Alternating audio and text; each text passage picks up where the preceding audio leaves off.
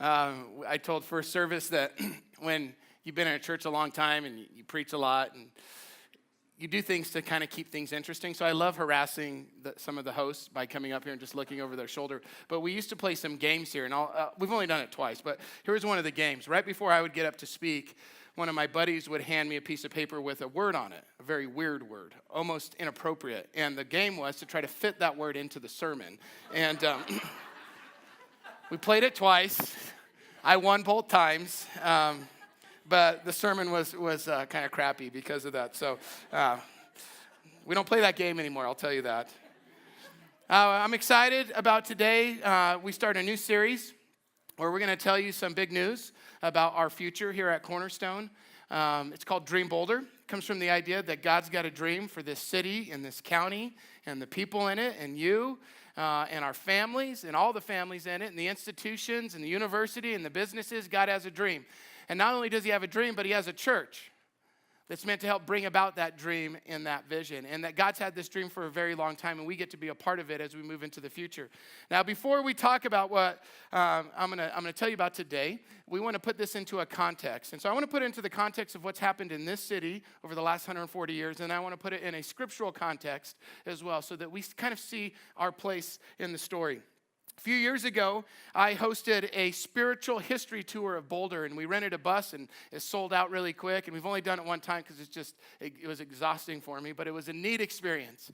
And I'm going to take you on a quick version of that spiritual history tour of Boulder this morning as I start the message. Many of you know that Boulder's not a very old city. Most of Colorado isn't. In the 1850s is really when it got its start. And at the time, it was part of the Nebraska Territory. A year or so after Boulder started getting settled, it became part of the Colorado Territory. 25 years later, it became part of actually the United States as an official state. That's when the University of Colorado started as well. But in those first 20 or 25 years, Boulder was established, by the way, as a mining supply town. So it was like the Wild West. It was like the movies, and so you can read about it. And so all these mines west of town, it was the hub to send all those miners out and to supply them. And as people began to move into the town, and it took on a character of more than just a supply town, but its own community, with it came the churches. And so early on, there were these people called itinerant preachers. And these were preachers who rode around on their horses, and they went from town to town, several towns on the same day, preaching the same sermon in different places. And many times they would show up in one town on a Tuesday, and the next town on a Wednesday, and on Sundays they went to 3 or 4 towns. And all of the denominations that you're probably familiar with from past American history, they all were working really, really hard at getting their own churches here. And so these itinerant preachers would come through, they'd work with people just like you and me, and they started their churches. And so if you go downtown today, you'll see a number of old churches, right? Most of those were started in the same 20-year period, all within a mile of each other. They built all those pioneer churches on this hill, so it's hard to tell today, but it's one of the highest points in Boulder, and they were built on that place to help against floods, because Boulder was notorious for flooding, but also because all of those churches had big bell towers, and every Sunday when service was about to start, they'd ring their bells. And they wanted to be the highest so that their bell was heard the furthest. So all the bells were going off at the same time, Sunday after Sunday. And it really represented, which was the posture of kind of the Christian church for a lot of our history, which it has been, we're sitting on a hill, we have the answers, come to us. This attractional model. So the bells would go off, people would have the opportunity to come. We actually know what the first sermon ever preached in Boulder was. It was from John chapter 3, verses 3 through 5, where Jesus says, "Truly, truly, I say to you, unless one is born again, he cannot see the kingdom of God." It was preached in a home and that group of people actually became what is now the Methodist Church downtown. These churches sitting on a hill. By the way, the Adventists came in those first 25 years, and their legacy is the Boulder Community Hospital System, which is a neat legacy. During the 1890s, Denver and Boulder went through a depression because silver crashed in its value, and that's where, the whole economy was built on silver mining. And this was one of the first times that the actual churches in the community moved into the actual physical needs of the people and began to care for people who were really struggling. It was a great time in the church's history in Boulder. In the 20th century, A lot of stuff was happening in the country in the earliest 20th century. Many churches were moving away from what we call like Orthodox faith, which is Jesus is special and essential and the scriptures are truth. They were moving away from that, and many of our downtown churches did as well. And so this began what is now the beginnings of a very diverse spiritual climate in our city. But God was continuing to be faithful to draw people to Jesus. And so there was a season of about 10 years that there were these big revivals that would take place in the city. And some of you have heard of a baseball player called Billy Sunday. And he's a Hall of Fame baseball player. All right, the baseball fans know of him. Billy Sunday was also, after his baseball career, famous for being one of the most electric evangelists and preachers. And he came to Boulder several times. And on one of his last visits, he was so popular, and these revivals that he would hold would last for weeks, and he'd preach every night for weeks, that there was a group of people that actually built this temporary structure. It's a 100,000 square foot temporary wood structure that was meant to seat 4,000 people, but on one night of the revival, they packed 5,000 people into that building. That building was put up, which is now Casey Middle School up north of Pearl Street. The city had some new life to it. During World War I and the Depression, many of the churches started what is now a legacy. Did you know that Boulder County has the highest density of nonprofits of any county in the world? And much of that legacy started with the churches during the Depression and World War I. People were suffering. So organizations that you know today like EFA and Boulder Day Nursery, which was a place where parents could drop their kids off. They would be safe and cared for while both parents went off to work during a really hard time. Those organizations were started then. That legacy continued. Attention Homes was started out of a Bible study in the 60s.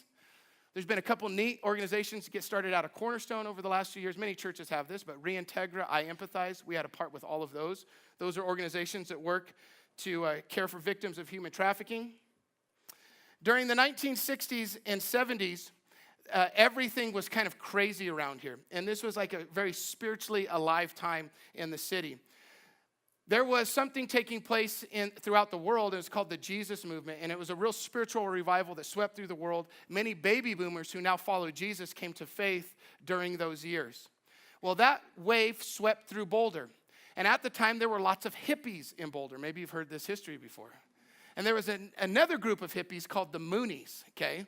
I wonder how they got their name. I don't know. Many of those hippies and Moonies during this revival that was taking place all over the country came to faith in Jesus in this city. There are stories that I've heard from a couple older ladies of Christians who were living up in the canyons west of town, and these Moonies would knock on the door and they say, "A voice told us to knock on your door and ask you about Jesus." And they tell them about Jesus and then baptize them in the creeks of those canyons. This happened over and over and over again. During that time, a bunch of other churches got planted and started in this city. So our building was built by Southern Hills Baptist Church. That church was planted during that time. It was caught up in that big wave of revitalization. Many of the churches kind of came back to their roots in Jesus, and it was a really neat time. It was also a time, by the way, where the city got really, really diverse spiritually. So it was in the 60s and 70s. That some of the churches that think very different things from us, they are our neighbors and our friends, but we think very different things. We're upfront about it. But some of the New Age churches and churches like Unity and Unitarian denominations started in the city, in this county. It was in the 60s and 70s that the Jewish community began to settle. The Jewish community that's now one of the fastest growing Jewish communities in the world is here in Boulder. And they started settling in the 60s and 70s, and the first synagogues were started then. A stream of Judaism called Jewish Renewal started in many ways out of Boulder. It was during the 60s and 70s that this became a center for kind of Buddhist thought. So Naropa and the Shambhala Center were started here. And so the city got its kind of character of spiritual diversity during that time. In the 90s, many of the evangelical churches in town were growing, and so they were adding to their buildings, and they were building, and their influence was increasing. And then there was this little ministry to men that became a very big ministry, an international movement called Promise Keepers. It was calling men to be faithful, and that started out of the University of Colorado. Neat history.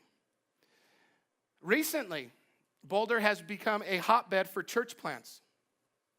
It's hard to keep track of how many have come in the last 20 to 30 years, but we think the number's in the 70s, and the rate of success is under 5%.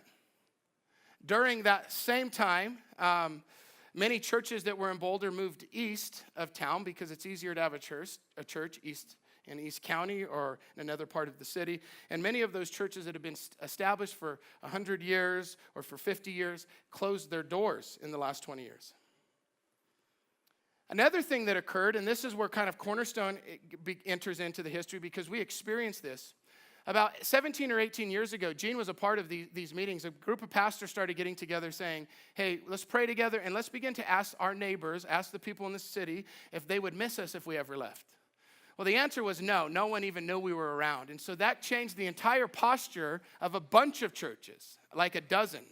And rather than having this attitude, you come to us, the city on a hill, Jeremiah 29 became one of our passages, seek the peace and prosperity of the city in which I have called you. If it prospers, you too shall prosper.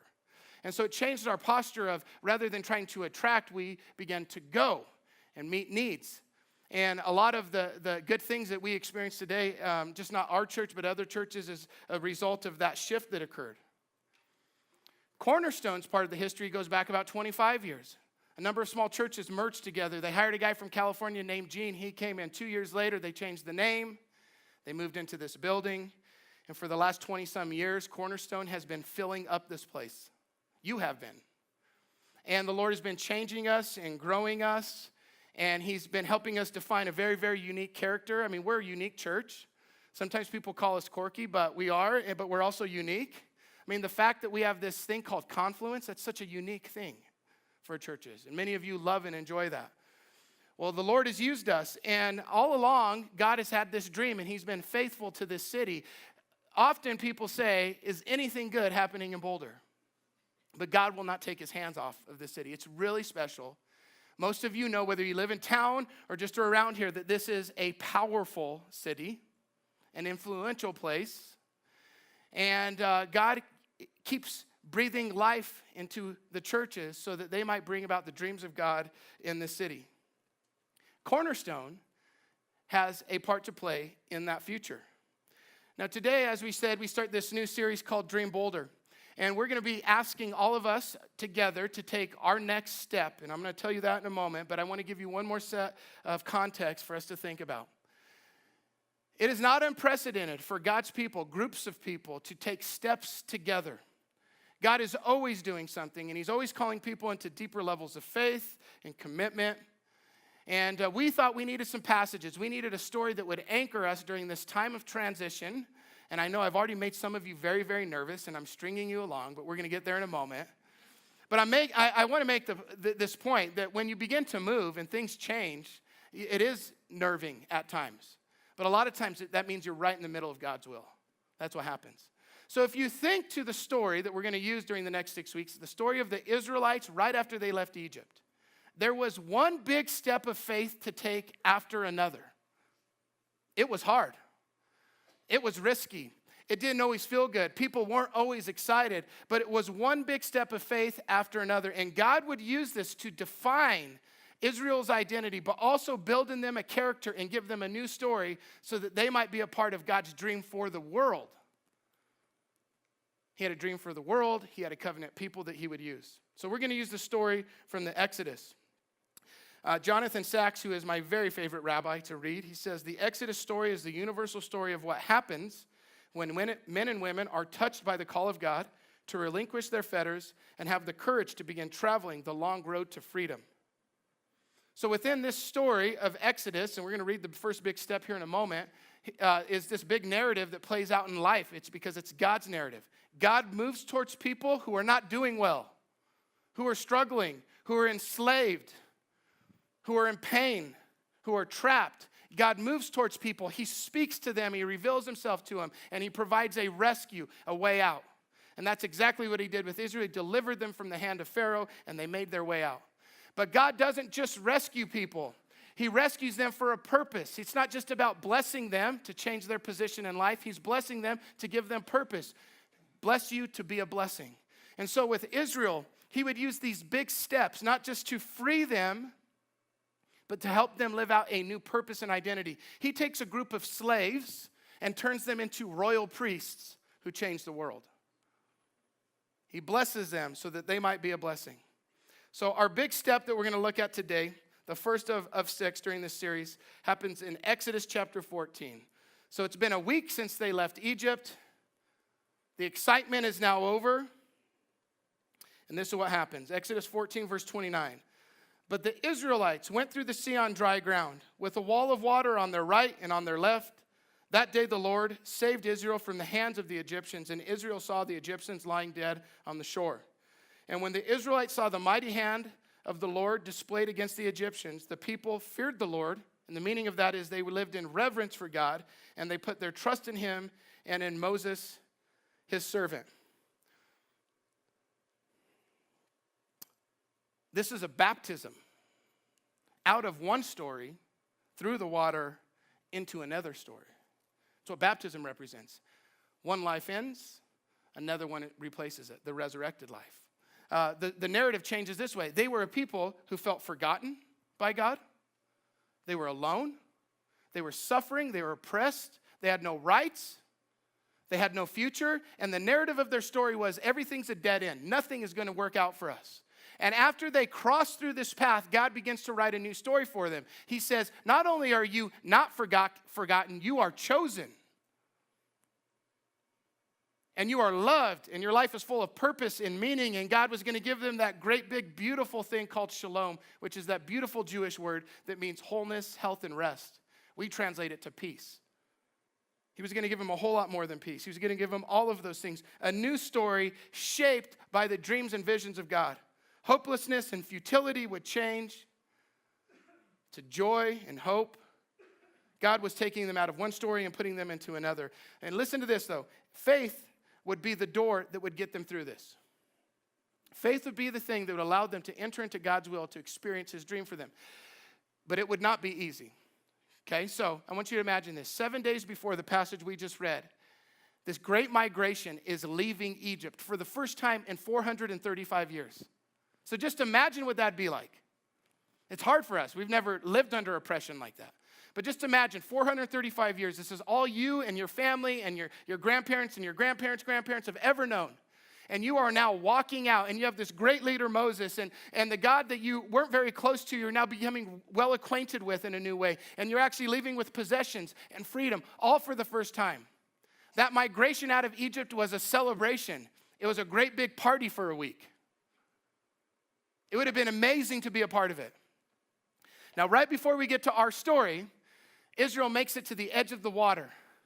And Pharaoh changes his mind, and he sends the army after him. And they turn and they look back, and they're now trapped. They're surrounded. Pharaoh and the army on one side, and the sea on the other. And the people begin to cry out, and they begin to complain. It's only been a week, but this plan stinks. One group, listen to this. One group said, let us throw ourselves into the sea and die, because it's better to die at the hands of the sea than the Egyptians. One group said, let us go back to Egypt, because there's always a group of people that says the past, even though it's terrible, is better than a future that we don't know. Let us wage war against them. Let us cry out against them. All of these 4 different responses. And Moses, we see in another section of this passage from this chapter, says, stand firm. You will see the deliverance of the Lord today. That's what he says to those that say we need to throw ourselves into the sea. And for those that said, let us go back to Egypt, he says, the Egyptians you see today, you will never see again. And to those that said, let us wage war, he said, the Lord will fight for you. And to the group that is crying out for mercy, he said, be quiet, remain silent. But they still had a step to take, a step of faith.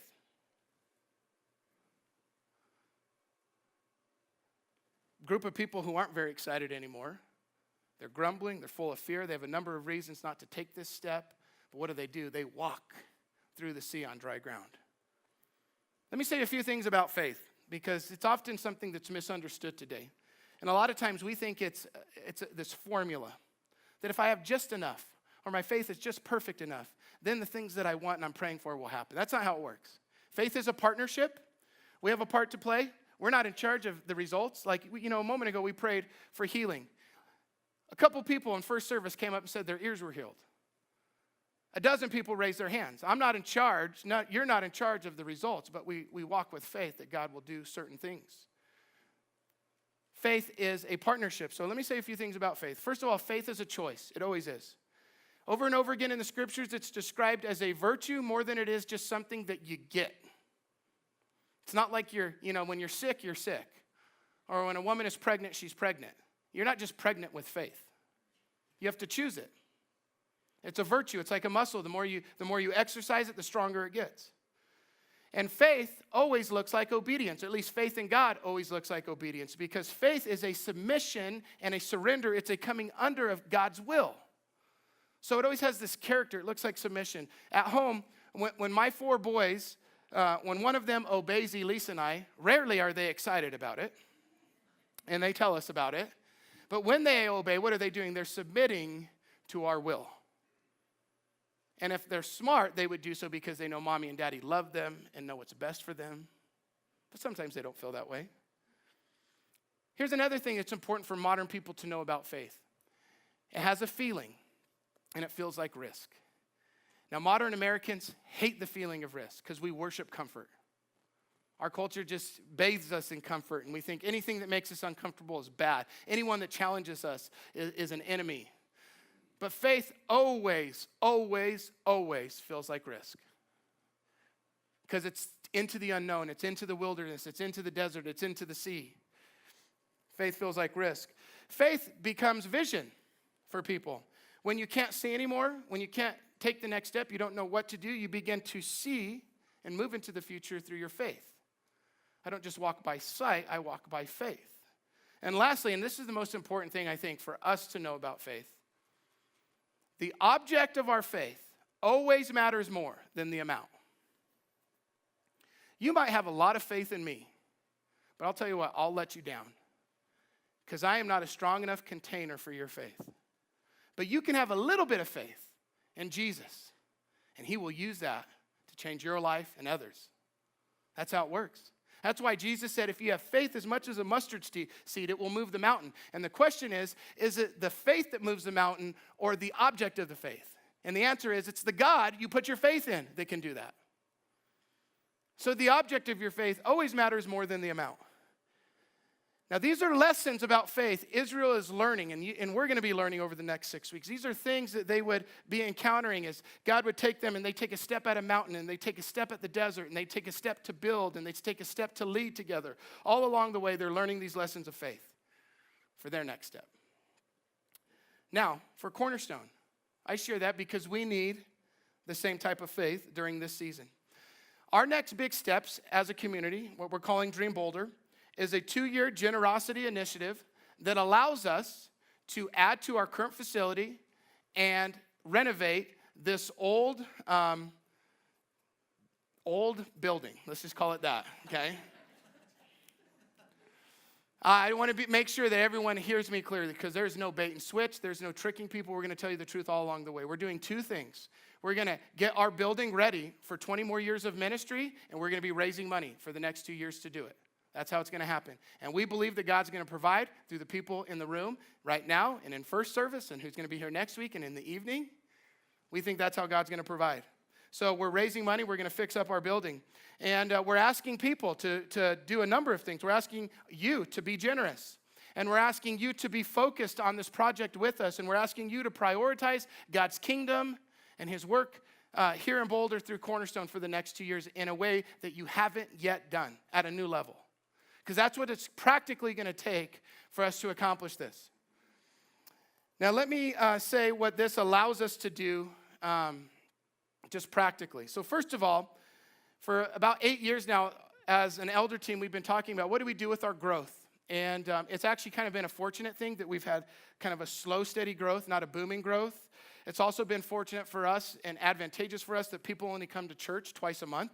If everyone showed up at the same time, we wouldn't have room for you. We'd build a wooden structure like that, okay? But we've been growing. And so we've been saying, what are we going to do about that? Because doing nothing is not really an option. We will always make room for more people, and I'll mention that in a moment. Dream Boulder practically allows Cornerstone to stay in Boulder. It maximizes something that we've been given 20 years ago. We've been in this building for 20 years. It gets it to the next level so that we can have 2 or 3 more generations of impact in the city. We want to do great ministry in this city. We want to be a part of God's dream for Boulder. So that's a big deal. A lot of people were worried we were saying we were leaving, but we don't want to leave. So that's the first thing it does. Second thing that Dream Boulder does is it allows us to make room for more, home for more. Or think of it this way. It allows us to make sure there's always room for the next you or the next me. And this is something God's people should always be thinking about. Because what is it that we're building? We're building an eternal family, right? And there needs to be room for more. And so this is just part of what it means to follow Jesus, whether it's room in your heart for a new friend, whether it's room in your family for a child, adoption, foster care. I love that that's just such a theme of what's going on here at Cornerstone right now. You're making room for others, or it's a church saying we need to make room for more people. We have some ministries right now that run out of space a couple years ago. The pace that we're growing, and it's actually increasing right now, we're going to be out of space in this gathering in a couple years. And not to mention, I mean, we already don't have space in the bathrooms, all right? The amount of awkward eye contact by the men in the men's bathroom is off the charts here. But many of you know, you've been in this place. This is an old little building, and we have a growing church. And so you just practically see the pinch points. In the summer, when the AC's on, the lights turn off on me when I preach my messages. I think it's a message from the Lord, but actually it's just cruddy old electric systems. And we have plumbing problems, we have heating problems, and we have a leaky roof. So we have things just to fix anyway. But the heart of all of this is room for more. Because look, we've made it work, right? This beautiful church with amazing curb appeal, right? So attractive to the street. And then you enter the parking lot and you're dodging cars the whole time. There's a wreck every other week in the parking lot. And you sit on each other's laps in here. We've made it work. The building is not a jewel, it's a tool. And we made it work as good as we can. And now it's time to get it ready for more people. A few times over the last few years, I've mentioned how I believe God speaks to me. And he speaks to us all in similar ways. But it's the last few years in January or February, he gives me a word or a phrase that becomes a theme for the year. And the last few years, he's been giving me words or phrases that have been themes for our church. And so I don't ask for it, but it's happened enough that I expect it. And last year, I have not told you this. I've told you some of those other words in the past. But last year, the phrase was this: home for more. And in January, I'm thinking, I don't know what this means. I'm not dumb. I'm not really smart either, but I started thinking, well, home for more is kind of obvious. We need to make some home for other people in our heart and in our community. Do you know in this last year, we made more progress figuring out how Cornerstone can be a place for people who feel really alienated from God in the church. People who are gay, people who have been hurt by the church. You guys have grown so much in just being hospitable and creating space where people are allowed to be themselves and journey towards Jesus. That's home for more. And then this year, the elders, we knew that we needed to decide something, and God spoke some new criteria into how we make our decisions. And we thought, you know what we need to do? We need to maximize what we have right here, and we need to make home for more people. The next you, the next me, that are going to be here for many more years to come.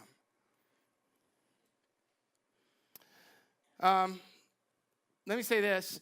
A lot of times when churches make these kinds of announcements, people get really worried because change is fearful. Let me tell you what's not going to change. Our elements are not going to change.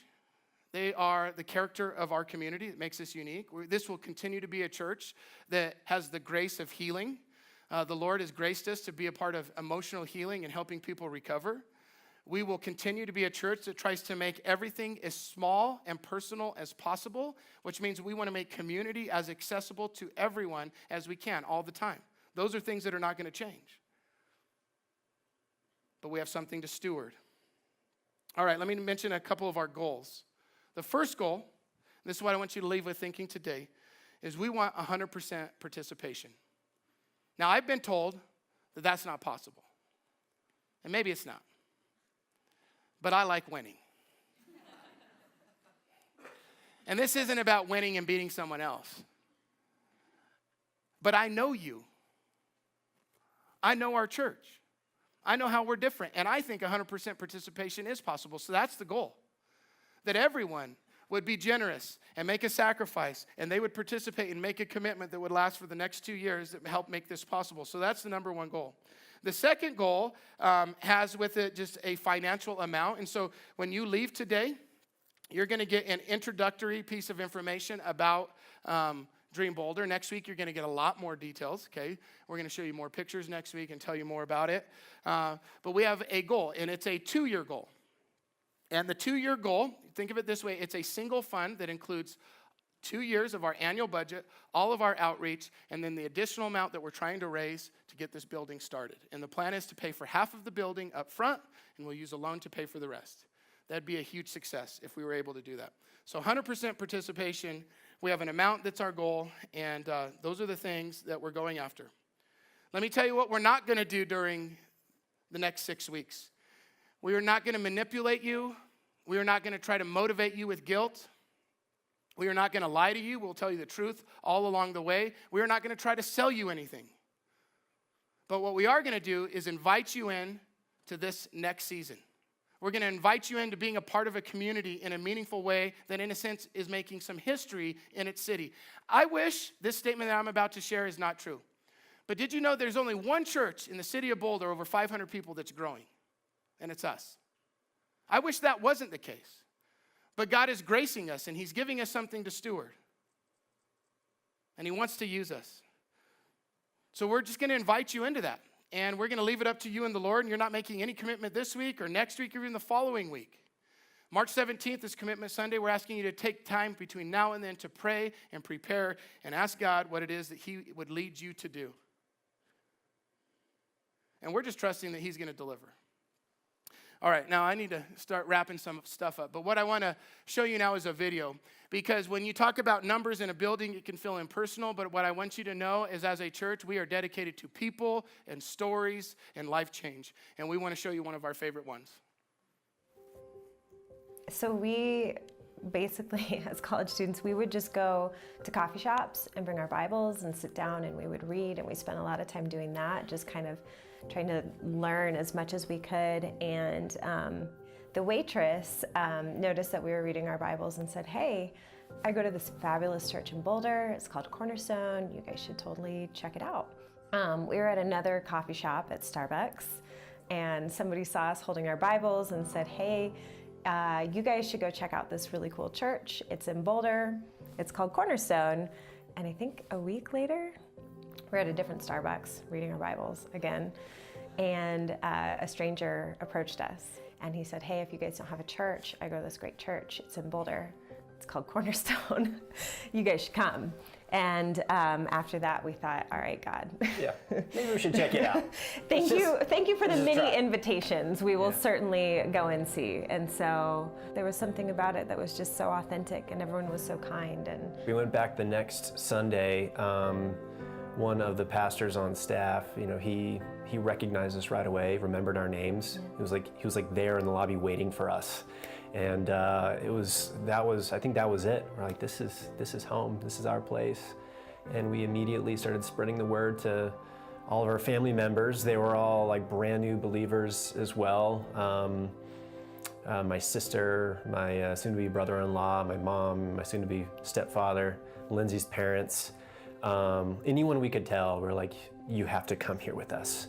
And they did. Cornerstone made such a big impact on my family, specifically with me, my sister, and my mom, because just a few years before I started going, this is in 2002, my oldest sister passed away, and it was like a very unexpected, tragic thing that really just blew up our whole family. And we were having, to say that we were having trouble coping with it is a total understatement. When we got to Cornerstone, it was a place where I think the healing really started.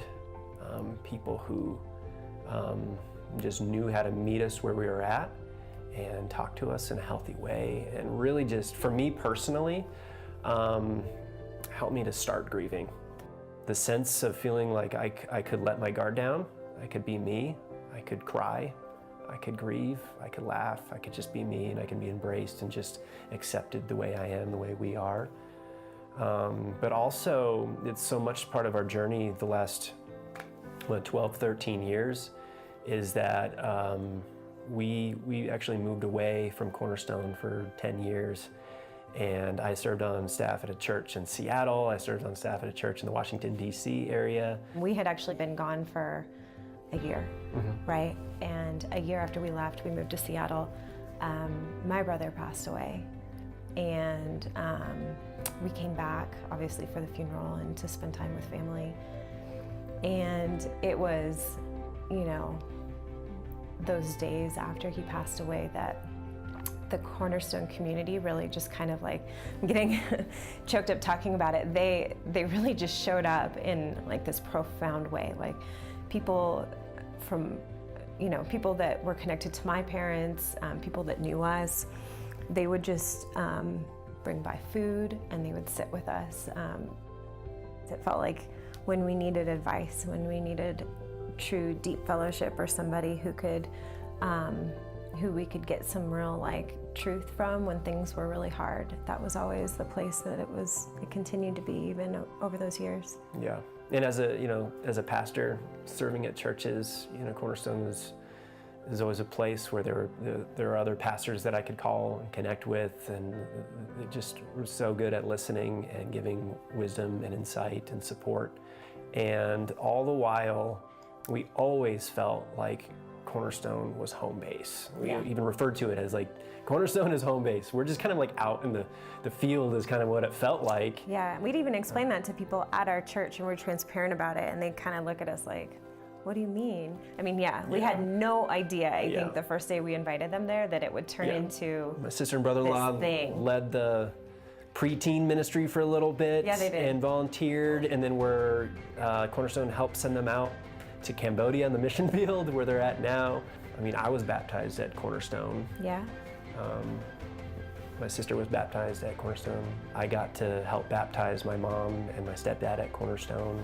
They were married at Cornerstone, like in the church? We did our premarital counseling and some postmarital counseling at Cornerstone. We got married at Cornerstone. My sister got married at Cornerstone. My mom got married at Cornerstone. Your mom ended up working at Cornerstone. My mom worked at Cornerstone. Lindsay's dad is an elder now. My mom has led Bible studies for the last couple of years. They've led small groups. I mean, we could go on and on and on about the major life events that have occurred at this church. If one word would just sum up how I've felt about Cornerstone since we started, is this one word: home. And so that's how it's always felt. And so when the time came to actually move back to Colorado in the fall of 2017, it really felt like a homecoming in so many ways. It's incredible.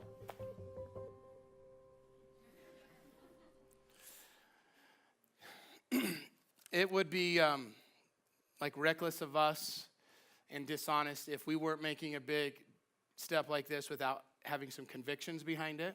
And you're going to hear about some of those, but one of our convictions is that there will always be room for more, home for more. And the heart is for people. And I know that's your heart as well. So we want you to hear that. I need to wrap up. Worship team, come out. I want to tell you one story, and I want to challenge you to do something this week, and then we're going to take the elements together. So go back to our story. Israel's standing at the edge of the water. They're surrounded by their enemies. And a lot of times it's you can imagine just people being so filled with faith that they just rushed into the water. Moses stuck out his staff, the waters parted, and everyone walked through high-fiving, excited all along the way. But if you read the ancient Jewish rabbis and their old teaching, they describe something that was really, really different, that in fact was not the case. That as they approached the water and they were told to enter in, we're told, many of their teachings say that Israel hesitated. And all of the tribes hesitated. And in the Midrash and the Talmud, which are kind of these old ancient Jewish teachings, they talk about someone named Nahshon. And Nahshon is a man that appears in the Bible in Numbers chapter 7. You can put it up there. And in Numbers chapter 7, it's something that occurs a few years later. The tabernacle's been built, And Nasham has the honor of representing his tribe and being the first tribe that comes and gives an offering after the temple is being dedicated. So it's actually an honor to be able to be the first that would give. Well, let me tell you why Jewish people believe Nasham had the honor, because he wasn't the greatest leader and he wasn't leading the strongest tribe, okay? It's actually one of the smaller tribes. But this is what the Midrash says about Nasham.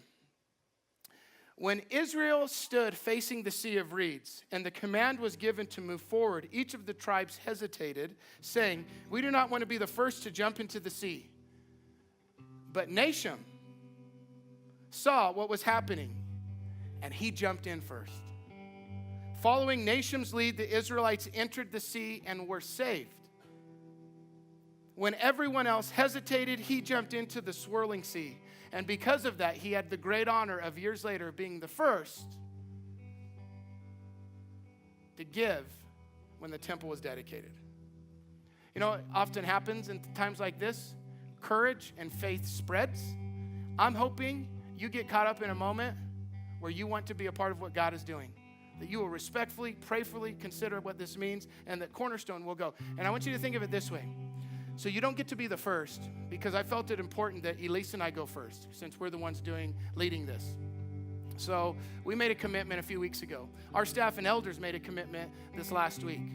Some of our ministry leaders are going next, and everyone else is going to be asked to go on March 17th. But I want you to think of it this way. There's going to be a lot of people in the future that are sitting in your seat, and you're going before them right now. So we want a lot of nations. And I want to challenge you to consider being one of those people. Being one that says, I will sow a seed.